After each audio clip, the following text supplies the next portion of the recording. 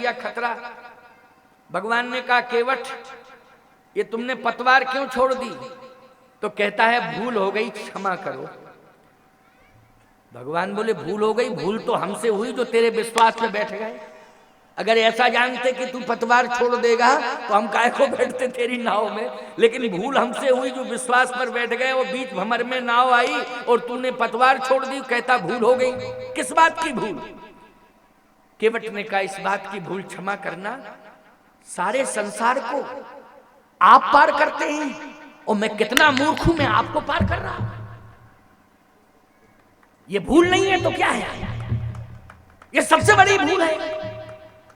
लक्ष्मण जी बोले भैया तो आप नाव चलाना जानते थे तो फिर पकड़िए ना पतवार।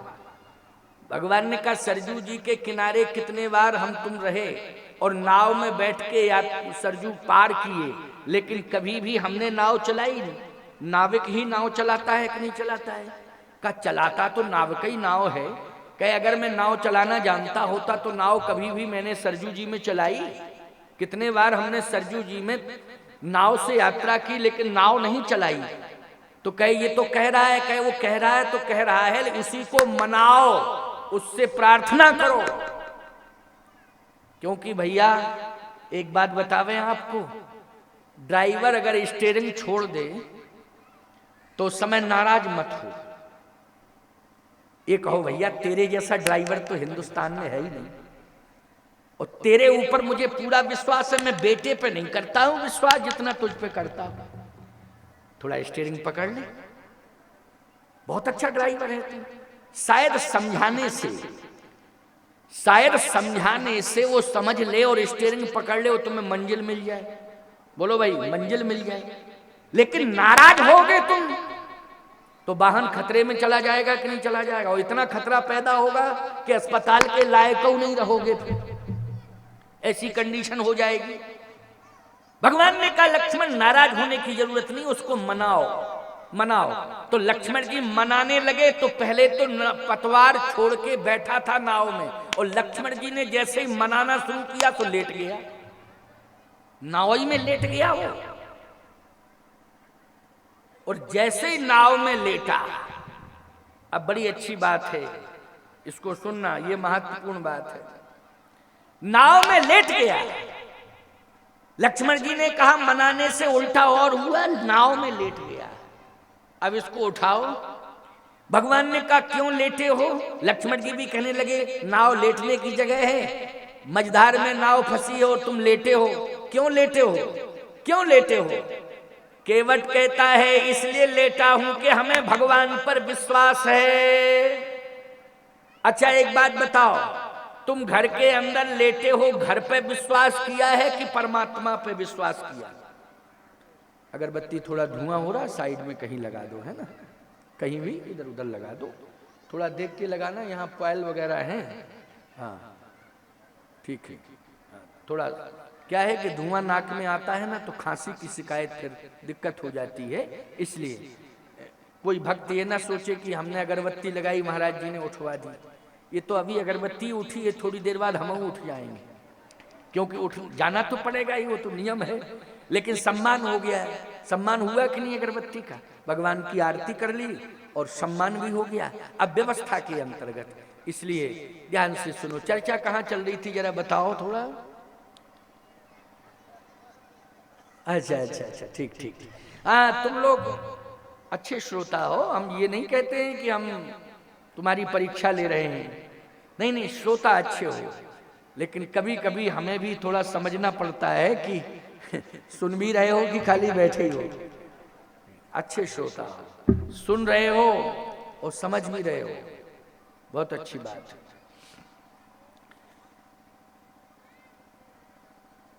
लेट गया नाव में, लक्ष्मण जी ने कहा उल्टा हुआ, हमने समझाया तो वो तो नाव में लेट गया। भगवान ने कहा लेटे क्यों हो, बैठ जाओ, पतवार हाथ में लो, पार करो। ये लेटने की जगह नहीं है। लक्ष्मण जी को भी क्रोध आया, ये लेटने की जगह है, तमाशा करते हो, कौन चलाएगा नाव? तो केवट कहता है सुनो छोटे ठाकुर, तुम्हें भगवान पर भरोसा नहीं है, लेकिन हमें तो भगवान पर भरोसा है। इसलिए राम जी हमारे सब काम कर रहे हैं और हम राम के सहारे आराम कर रहे हैं। हमें तो भगवान पर विश्वास है, इसलिए नाव में भगवान के चरणार बिंदों में लेटे हैं। कहाँ लेटे हैं? जिस नाव में भगवान बैठे हैं हम भगवान के चरणार बिंदों में लेटे हैं। और जो भगवान के चरणार बिंदों में लेट जाता है, याद रखना, उसकी नाव कभी डूबती ही नहीं है, उसकी नैया तो पार ही हो जाती है। ये हमें विश्वास है, लेकिन पता नहीं आश्चर्य हो रहा है, भगवान की सेवा करने के लिए आए हो लेकिन भगवान पर भरोसा नहीं कर रहे हो, विश्वास नहीं कर रहे हो। राम जी ने कहा, क्यों लक्ष्मण, खरी खोटी सुन ली अब तुमने? अब तुम्हें चैन मिल गया? और बात उसने, लक्ष्मण जी बोले, भैया देखने में ज्ञानी नहीं लगता है लेकिन भक्त है और ज्ञानी भी है। इतना ज्ञान उसे जितना हमको भी ज्ञान नहीं है, बड़े बड़े ऋषि मुनि महात्माओं को इतना ज्ञान नहीं है जितना इस भक्त को ज्ञान है।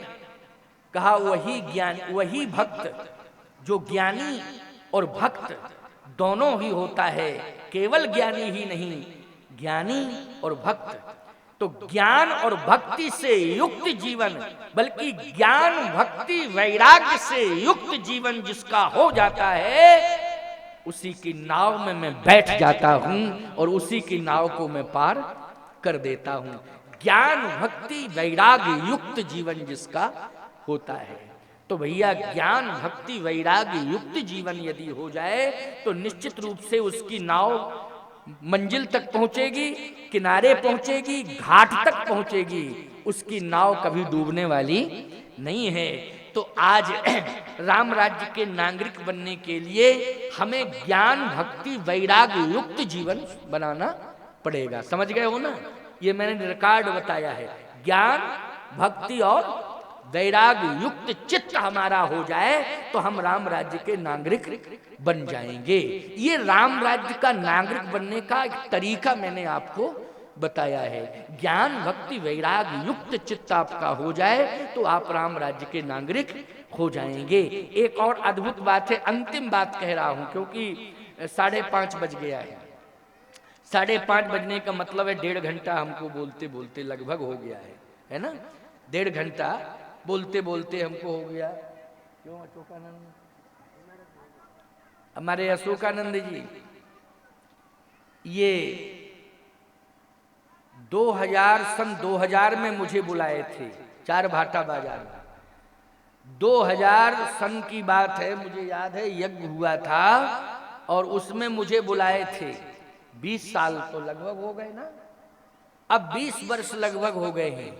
20 साल पहले ये हमको बुलाए, यज्ञ हुआ और हर वर्ष करीब करीब यज्ञ करते हैं। इनके हाथों से तो मुझे लगता है कि 2500 यज्ञ हो गए होंगे, चाहे ज्यादा ही।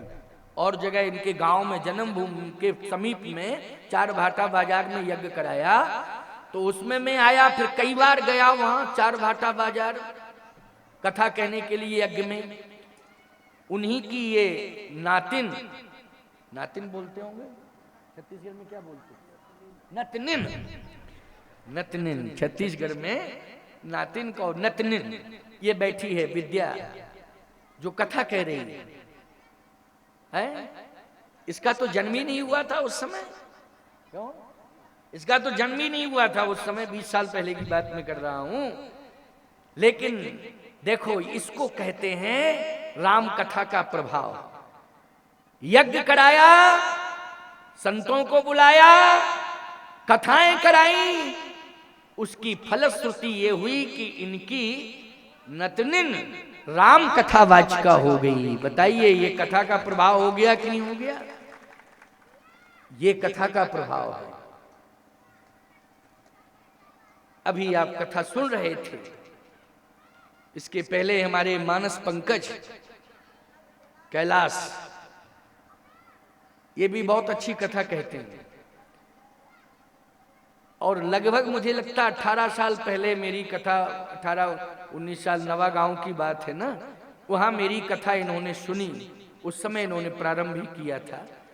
लेकिन कथा सुनते सुनते पंडित राम किंकर उपाध्याय जी की कथा सुनी, मेरी कथा कई बार सुनी, और भी संत महापुरुषों की कथा सुनी। कथा सुनते सुनते सुनते सुनते मानस की कथा सुनते सुनते मानस मर्मग्न हो गया। ये मानस पंकज कैलाश। तो बोलो ये कथा का